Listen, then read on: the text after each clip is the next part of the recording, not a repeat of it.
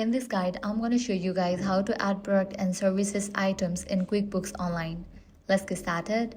First, make sure you have already logged into your account.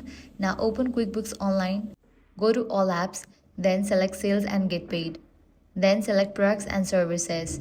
Then click Create Items to add a new product or service.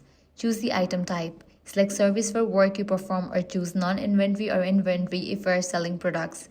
Enter the item name. SKU if needed, assign a category and add a description that will appear on your customer invoices.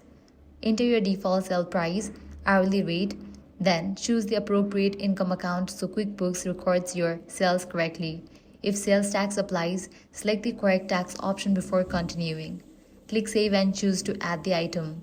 If you have any products or services, select Import Items, upload a spreadsheet, map the columns to the QuickBooks field, review the information and click Import to add everything at once. And that's it. That's how you can quickly create products and services in QuickBooks Online.